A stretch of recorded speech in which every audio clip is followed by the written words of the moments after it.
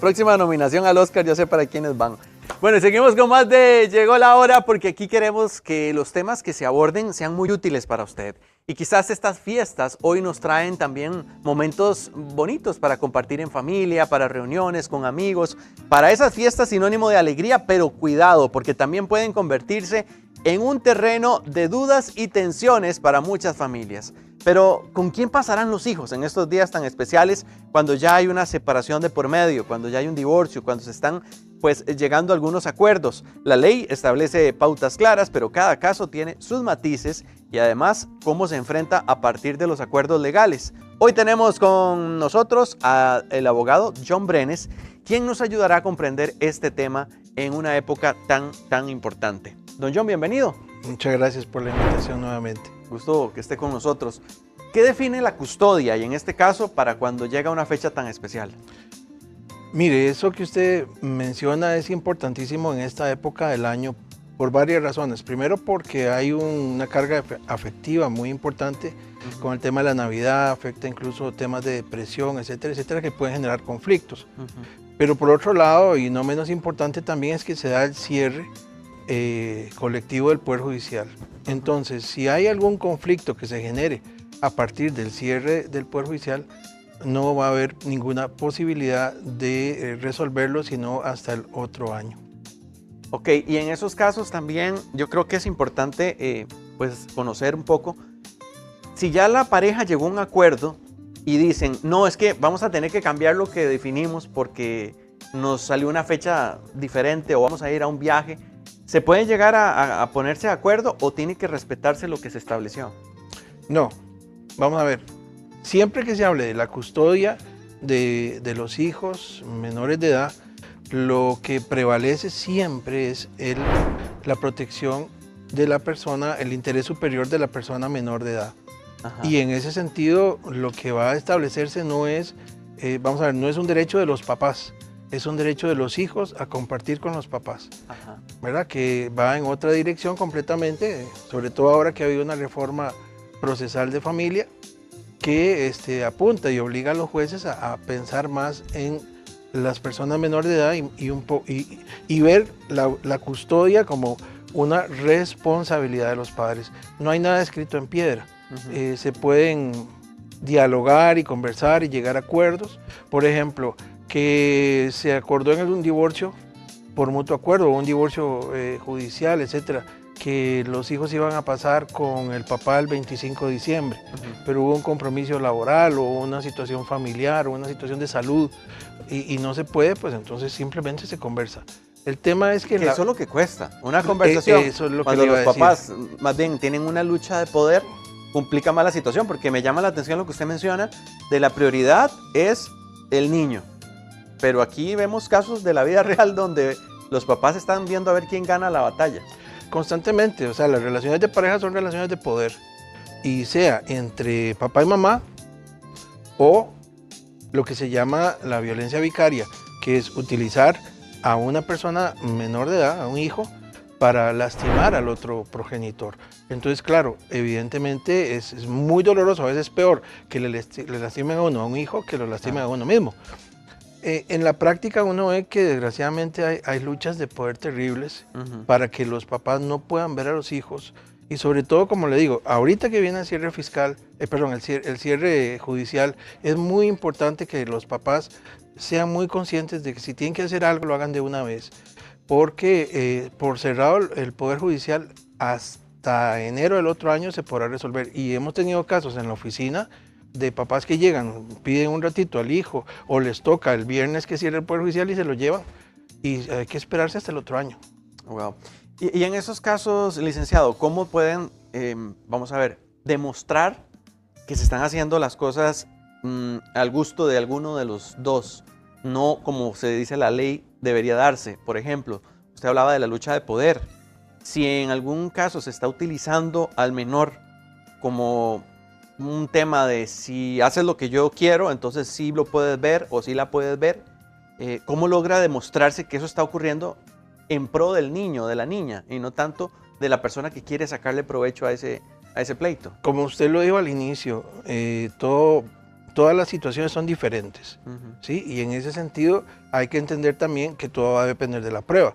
Le pongo nada más un ejemplo, como dice usted, de la vida real que hemos tenido en la oficina. Ujú. Una niña que de pronto empieza a decir, mamá, no quiero ir a ver a mi papá, Ujú. hoy me toca tal día, y empieza a llorar y a llorar y a llorar. Y empezamos a determinar que la niña, ya un poco más tranquila, le cuenta a la psicóloga que es que el papá está abusando sexualmente de ella. O sea, aquí hay temas más sensibles de lo que parecen. Claro. O sea, aquí hay cosas muy delicadas donde los papás tienen que velar, incluso si es el caso, salir del juzgado de familia y cruzar al frente a la fiscalía. Y si es de presentar una denuncia a la violencia por violencia de género, hacerlo. Pero el cuidado encomendado, esa responsabilidad parental que se le encarga a los progenitores, es sensible porque se le puede causar traumas tremendos a los niños que de pronto, pues por alguna razón, yo siempre digo algo, por algo lloran si no quieren ir a ver al papá, por algo lloran si no quieren ir a ver a la mamá. Entonces, por lo menos sacamos el tiempito para creerle al niño lo que está diciendo, para creerle a la niña lo que está diciendo. Siempre hay que creerle a los hijos. Claro, someterlo a los profesionales en trabajo social, en psicología, etcétera, etcétera, y filtrarlo por ese tamiz, pero evidentemente el niño tiene que tener una atención particular. Y ese es el espíritu del Código Procesal de Familia, que ha venido a implementar esa responsabilidad paterno-filial, pero a partir de la protección de la persona menor de edad, el interés superior de la persona menor de edad. Interés superior del menor de edad, eso es algo que hay que recalcar en este tema. En el caso, por ejemplo, de los abuelos, que los niños tienen derecho a compartir con los Por abuelos. supuesto. ¿Cómo se hace también en esta negociación? Bueno, hay una forma de hacerlo directamente. Los abuelos pueden solicitar un régimen de visitas para ver al nieto. Hay abuelos que son muy apegados a sus nietos, a sus nietas, y evidentemente seguirían el mismo proceso que en el Código Procesal de Familia lo establece. Les corresponde a ellos ir y solicitar esa visita. Sí, tienen que hacerlo y ocupan abogado. Hay posibilidades gratuitas de conseguir abogados, no es que tengan que hacer un gasto, pero sí necesitan patrocinio letrado. Qué interesante, porque uno diría que en esta época reina un poquito más el amor, reinan valores que son importantes, pero hay hogares donde eso no es así. Hay lugares donde más bien ahorita esto es ese pulso que mencionábamos anteriormente. Y yo creo que cuando uno dice, el ideal sería como llegar a acuerdos sin buscar lo legal, pero si hay una manera de establecerlo, licenciado, de manera verbal, se puede hacer sin necesidad de que haya algo por escrito. O sea, podrían decir los papás, vamos a dividir estas actividades, ustedes se van con ellos en esta fecha y ustedes con el otro, sin necesidad, o es mejor, como dicen por ahí, los papelitos hablan. Como vuelvo y repito, tal como usted lo dijo muy bien al inicio, va a depender de cada caso, de la madurez emocional de cada progenitor a la hora de disolver la relación, el vínculo, etcétera.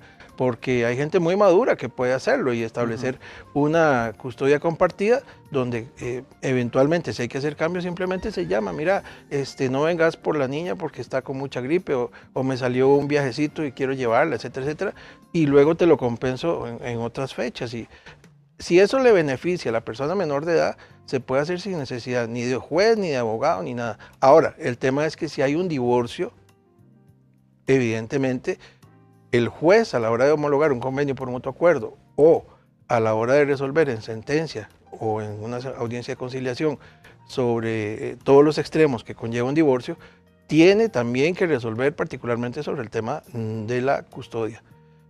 ¿Con quién se va a quedar?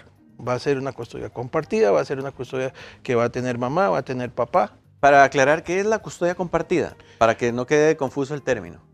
La custodia compartida es, venimos de una falsa creencia de que los hijos le quedan a la mamá. Eso no es así. Ninguna parte de la ley lo dice.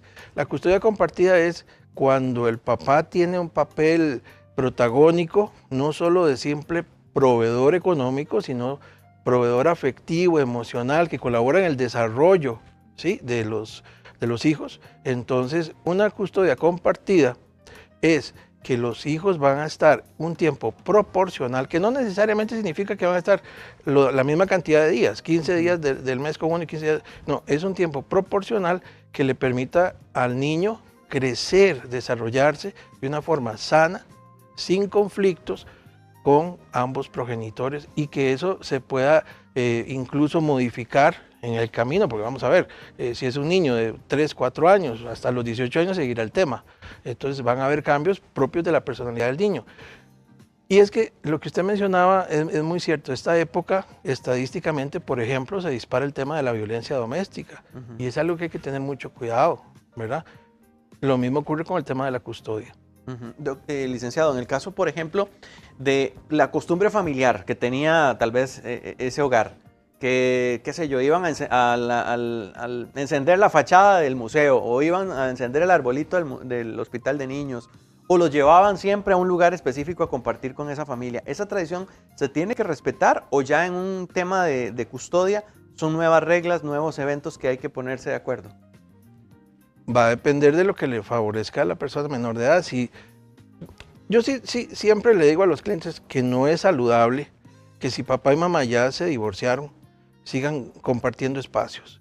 Podrá ser papás muy maduros y tal vez los psicólogos discrepen de mi opinión, pero a lo largo de mis años de experiencia me he dado cuenta que es muy fregado, es muy difícil. Es mejor, papá llévese a los chiquitos, vaya y vea cómo prenden el arbolito del hospital de niños, y mamá llévelo a que vea cómo prenden el museo de los niños. Pero hágalo por separado, porque esas relaciones intermedias son totalmente neurotizantes. Si la relación se acabó, se acabó. Bueno, sí, como bien decía usted, cada caso hay que verlo de manera muy particular. Don John, ahora que usted decía también el tema del cierre de las oficinas del Poder Judicial. Sí, señor. ¿Cuánto conlleva un proceso de estos? Porque alguien tal vez pueda estar diciendo, caramba, ya se me va a acabar el año y tengo que tramitar este proceso y que si no lo tengo listo, ¿me puede afectar en algo para las festividades? Bueno, está la justicia cautelar, ¿verdad? En caso de que un menor esté, por ejemplo, en una situación de riesgo, se puede presentar de una vez si hay tiempo. O sea, y si son situaciones de extrema urgencia, la fiscalía tiene funcionarios que trabajan. Lo que pasa es que no es igual, no es igual como la jornada ordinaria. El tema también está el patronato, que el Patronato Nacional de la Infancia, sí establece, digamos, un horario diferente, diferido al del Poder Judicial, y ellos sí hacen hasta audiencias, etcétera. Pero lo más recomendable es ahora mismo, todavía hay tiempo, es mi recomendación profesional. No se esperen, háganlo de una vez. No es que sea una visión apocalíptica, pero los años le enseñan a uno que el cierre del Poder Judicial, muchas personas lo utilizan como un mecanismo para llevarse a los hijos y decir, ahora sí, espérate a que vuelvan a abrir.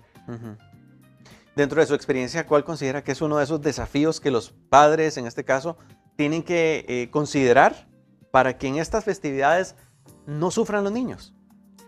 Ser muy responsables. A veces buscar asesoría legal lo ven como un gasto innecesario o lo ven como una situación de vida que les va a complicar por mucho tiempo, pero es que a veces hay que judicializar los conflictos y para eso, o la solución de los conflictos tiene que ser judicializada, y para eso solo con la asesoría profesional de un abogado que conozca de la materia, que necesitemos ayuda.